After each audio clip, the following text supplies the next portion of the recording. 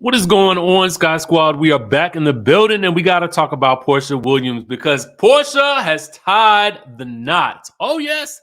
Porsha has married the man of her dreams. Finally, it has happened to me. Well, she, okay?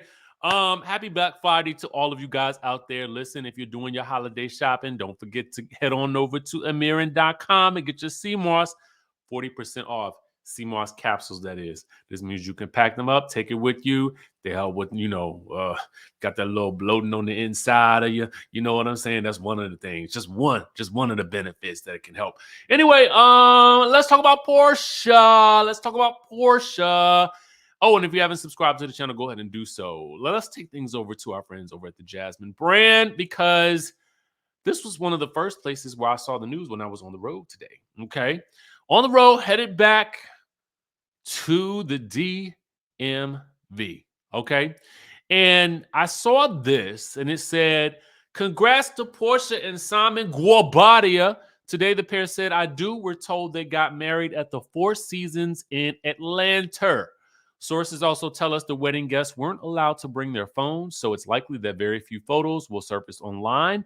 We're also told that the official images will be sold and nothing is being filmed for reality TV, i.e. Bravo.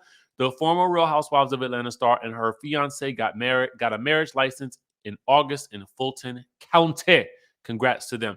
Shout out to our friends over at the Jasmine brand for getting this. And let's discuss a couple of things, though. I mean, interesting, not filmed for any Bravo TV specials or anything like that. Very interesting indeed. Right in the middle of filming for season what is this gonna be? 15 for Atlanta. That would have made for a good show. You know what I'm saying? I wonder if she was counting on it being filmed for her show and then maybe something happened and it didn't get filmed for her show. Or maybe she just didn't want it that way regardless. But anyway, let's get down into the looks of it all. Now, shall we? Yes, we shall. So, as the Jasmine brand stated, we got the exclusive photos from People magazine and they got the exclusive story. Now, in my opinion, it is likely that when these things happen, that the story was sold, okay? And the photos were sold and shopped to this outlet. Just my theory, allegedly, okay? And based on what the Jasmine brand said, this all makes sense. So this is inside their Nigerian ceremony, the first of two weddings. It says they got married in a traditional Nigerian native law and custom ceremony on Friday and will wed again in a second American ceremony on Saturday. So we have just begun to have some fun, okay? Now, they got married at the Four Seasons Hotel in Atlanta in front of 250 guests. And then, like I said, they'll tie the knot again in an American ceremony on Saturday, i.e. tomorrow. So depending on when you're watching this, there may be more tea for us to give you guys about the details. She tells people, I'm ridiculously excited. I'm just so ready. I'm not even nervous. I mean, I know I'm marrying the love of my life, and it's just going to solidify our relationship, our family bond. I'm calm and excited. Don't ask me where this accent is coming from. It just in my mind feels like that's how she was talking to People magazine when she did the interview. But that's just me and my made up imagination, which y'all know can run a little rampant. All right. Anyway, Simon said he was nervous. He was like, when you say you're a little nervous and you're about to walk down the aisle, people are thinking, uh-oh, but my nervousness comes from the family members and friends who I haven't seen in a long time coming into Atlanta. Apparently there's going to be 7 wardrobe changes that she'll be making over the course of 2 days. She said it's going to be a true fashion extravaganza. I just couldn't turn any dresses down. If a wedding dress came my way and I loved it, I got it. Okay. Now, this seems to be that red dress that she had accidentally shown in that live with her and Lauren trying on some dresses. Okay. It might have been an Amazon live because she does a lot of those. So on this particular ceremony, she had 3 outfit changes. I don't yet see the other 2 outfits, but the red gown is by designer Lakemi, customary for an Igbo bride because Simon is from Benin City in the Edo state of Nigeria. Okay. And she also wore an okuku, a headpiece with Benin coral beads. Okay. She then changed into 2 gowns by the designer Tabik, one in a royal blue and one in a gold. And guests were asked to follow suit by wearing traditional or formal Nigerian inspired attire in the colors of the day, purple and teal. So while we don't yet have a lot of photos from the actual event itself, we do have, thanks to Monique Samuels posting on her Instagram, we are able to see what she wore to the ceremony. If this gives you any kind of idea about the color combination, you can see that here. Okay.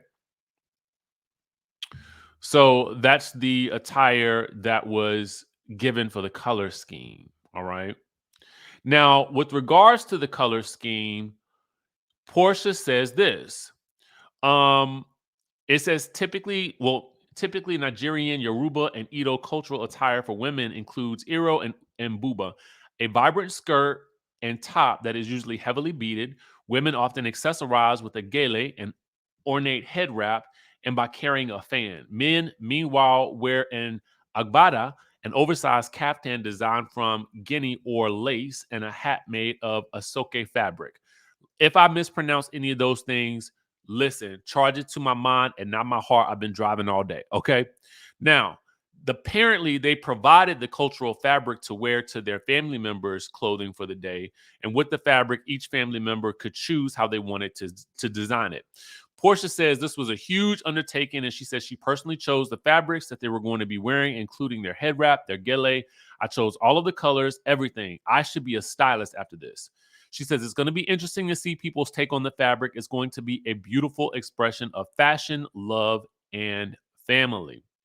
Now, apparently, through the native law and custom ceremony, let's get back to uh, Porsha and Simon. All right, get back to them. Um,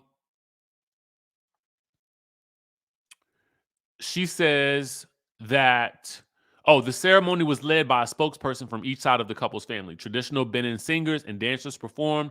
Then at the reception, Porsha says she wanted her guests to feel like they were in Nigeria. She says, I wanted them to feel like they had taken flight and landed in Benin. The whole room should be transformed with beautiful colors of browns and rose golds, tans and creams. It should be really, really beautiful and give you that authentic African feel. The other thing I wanted was trees in the room, she says. I wanted it to feel like an outside, inside space, but luxurious. Okay. They happen to they were going to be feasting on traditional Benin food like snails, meat pies, and okra stew from the local restaurant Little Lagos. And to represent Portia's southern roots, they also had fried lobster. I'm getting hungry. Steak, cornbread, and then they had a traditional Benin cake. Okay. So Portia's done all the research. She's included all the traditions and brought it all to Atlanta. Simon says all of this came naturally for Porsha. He says, for starters, I was so excited and quite frankly surprised that she wanted to do the traditional way because it's not something you hear every day. To embrace my culture and want to be married in that fashion is something that blows my mind. I think some of the folks we brought on to help us go through the whole ceremony and that whole process were surprised that she knew so much already about the outfits, the clothing, the names, and all of that. She's immersed herself in the culture, I'd say, in the last year. Now, that also is, she's been to Nigeria a few times and she did an ancestor DNA test and she was surprised to discover that she is actually 44% Nigerian, specifically from the western part of the country where Simon's mom is also from. Okay.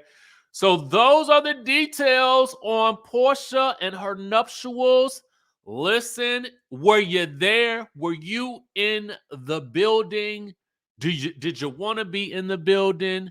Did you want to see the spectacle? Well, if so, you can head on down to Atlanta and hopefully snap some photos of them someplace in the next location, which I'm sure will be announced via some other publication or People magazine tomorrow. Okay, we'll see about that. And if we have to report on it, we will. Okay. Now listen. Congrats to the happy couple. May they live long, prosper, love each other till the very end, and love conquers all. Okay, in case you did not know, love conquers all. Now, with that being said, I love y'all, and I'm gonna catch y'all in the next video.